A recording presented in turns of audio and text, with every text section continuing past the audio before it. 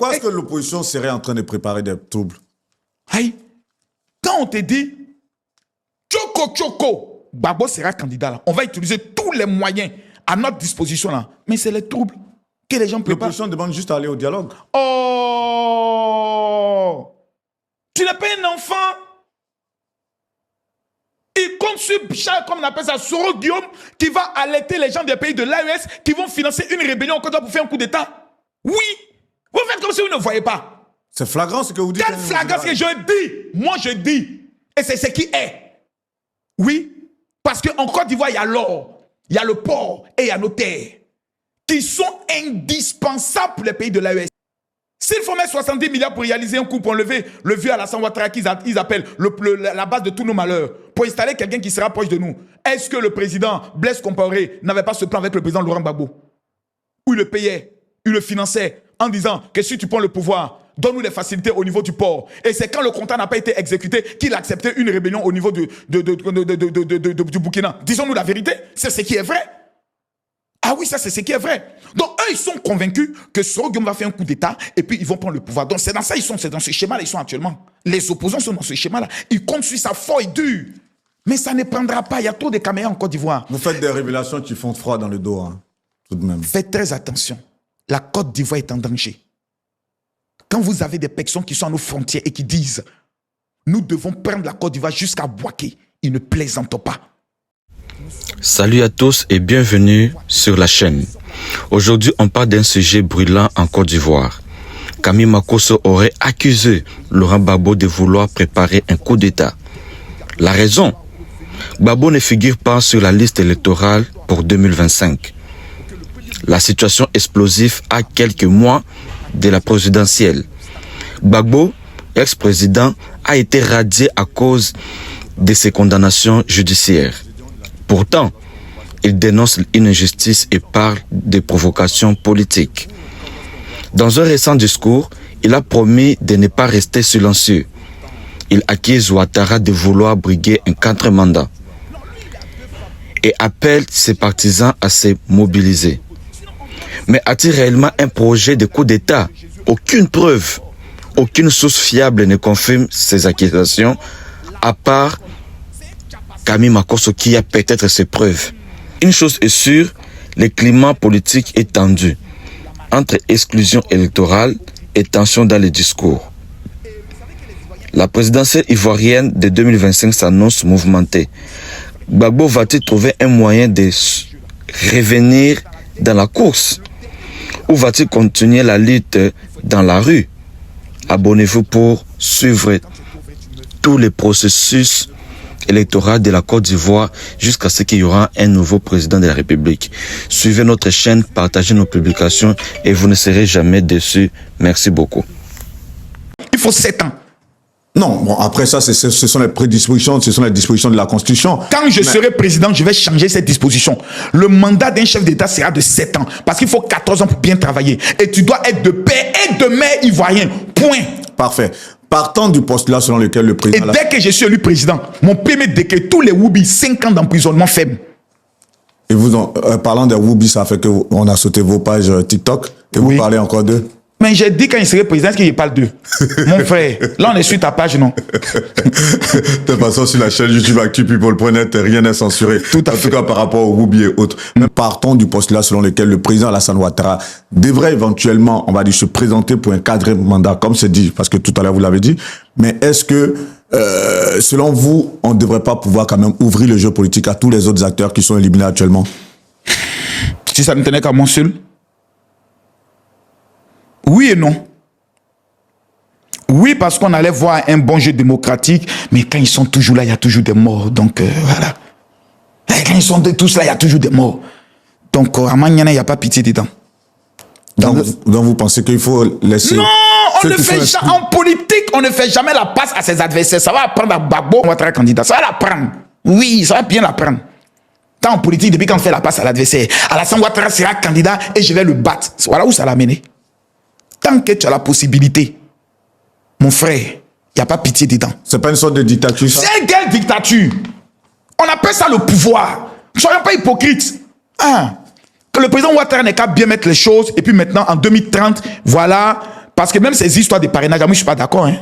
Je ne suis pas d'accord. Qui a amené ces histoires de parrainage? C'est quoi ces histoires? Mais je ne suis pas d'accord. C'est pas tout, je suis d'accord avec eux. Hein. Je ne suis pas d'accord avec ces histoires de parrainage. Parce que ça élimine beaucoup de personnes. C'est une marmaille qui est mise en place pour éliminer beaucoup de personnes. Donc on doit éliminer les histoires de parrainage pour que chacun puisse aller présenter ses idées. Parce que vous estimez qu'il faut même exclure les autres candidats. Bon, je ne dis pas qu'il faut les exclure, mais je comprends souvent la position de certains qui ne vont pas militer pour une amnistie, pour qu'on dise, bon, ok, Gbagbo va être candidat. Ils vont revenir comme les histoires de, on va installer Gbagbo. C'est pas ça là qui a mené guerre là.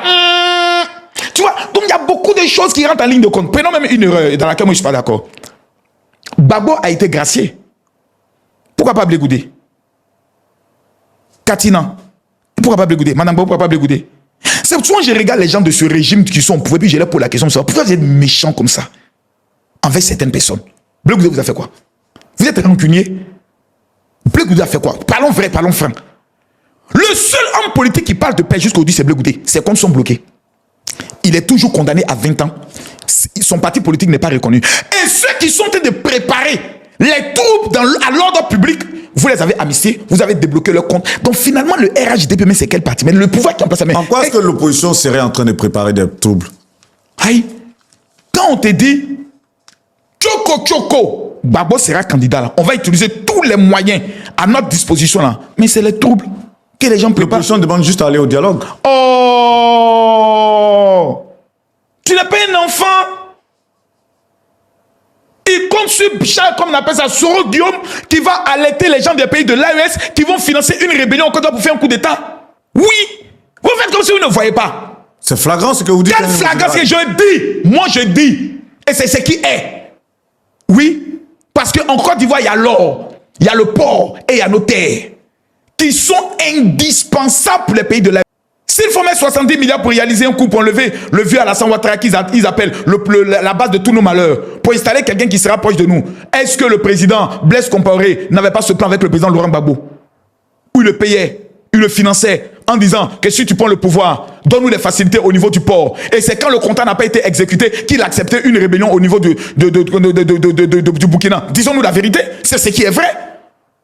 Ah oui, ça c'est ce qui est vrai. Donc eux, ils sont convaincus que Soro Guillaume va faire un coup d'État et puis ils vont prendre le pouvoir. Donc c'est dans ça, c'est dans ce schéma-là, ils sont actuellement. Les opposants sont dans ce schéma-là. Ils comptent sur sa feuille dure. Mais ça ne prendra pas, il y a trop de caméras en Côte d'Ivoire. Vous faites des révélations qui font froid dans le dos, hein, tout de même. Faites très attention. La Côte d'Ivoire est en danger. Quand vous avez des personnes qui sont à nos frontières et qui disent « Nous devons prendre la Côte d'Ivoire jusqu'à Bouaké », ils ne plaisantent pas. Nous sommes une mine d'or. Convoité. Nous sommes la belle femme au sein pointu que tout le monde veut têter ses seins. Tout ce qui serait en leur pouvoir pour prendre ce pays, ils le feront. C'est pour ça la formation militaire obligatoire doit revenir dans l'échiquier politique de la Côte d'Ivoire. Tous les Ivoiriens doivent apprendre le maniement de l'arme. Pour que le premier maudit qui tente à Magnéné, il n'y a pas de pitié dedans. Il devient un obstacle, on t'allume. Idéologiquement, vous êtes beaucoup opposé, et même dans vos prises de parole, vous êtes beaucoup opposé, parce que Gédéon de la Tchouva, lorsqu'on voit ses prises de parole, lui, il est pour l'opposition, carrément, pour le président Laurent Gbagbo. Et vous, lorsqu'on voit vos sorties, vous êtes pour le président Alassane Ouattara. Oui. Qu'est-ce qui vous oppose autant, profondément, vous deux? À qui? À Gédéon de la Tchouva. Non, lui, il a 2 femmes. Chez nous, on dit une femme. C'est tout ce qui nous oppose. Sinon, en dehors de ça, ses valeurs sur le plan de la divinité de Jésus, autres, on est totalement d'accord. Lui, il est pour l'alcool. Moi, je suis contre l'alcool. C'est un tchapassé. Moi, je ne suis pas dans les tchapas. Lui, il aime 2 femmes. Mais il n'est pas prêt à ce qu'on goûte sa fille pour la marier. Donc, je trouve qu'il est hypocrite. Voilà. Et vous savez que les Ivoiriens aiment beaucoup les hypocrites. Les Ivoiriens aiment beaucoup les personnes qui sont faux, qui ne sont pas vraies. Donc nous tous maintenant on a décidé de jouer un peu ce jeu-là. Parce que j'ai compris que dans la dernière carte, le dernier coup de la haute marmaille pour réussir dans la vie, il faut être un hypocrite. Les gens n'aiment pas les gens vrais. Quand tu es trop vrai, tu meurs vite. Vous estimez qu'on fait un faux procès lorsqu'on dit que le général c'est un personnage clivant? Vous estimez qu'on vous fait un faux procès? Bien sûr que j'estime qu'on me fait un faux procès. Moi, la Côte d'Ivoire m'a beaucoup maltraité. Il n'y a pas un pays au monde qui m'a beaucoup maltraité que la Côte d'Ivoire. La Côte d'Ivoire ne m'a jamais rien donné. Rien. Je perds ma femme. Qui sont ceux qui m'accusent de l'avoir tué? C'est mes frères ivoiriens. Marco, c'est un faux pasteur, tandis que c'est le seul pasteur qui fait des programmes. Il n'y a même pas une offrande. C'est les Ivoiriens qui me traitent de faux pasteurs. Qui sont ceux qui m'insultent souvent sur des panels des étrangers? C'est toujours mes frères ivoiriens. Quand on va apprendre à respecter les talents des uns et des autres, regarde Charles Blé Goudé. Qui sont ceux qui l'insultent aujourd'hui? Le plus grand mobilisateur de l'histoire de la Côte d'Ivoire. Tu as des gens qui parlent à Bleu comme si c'est leur camarade de quartier. Mais on ne peut pas reconnaître nos talents.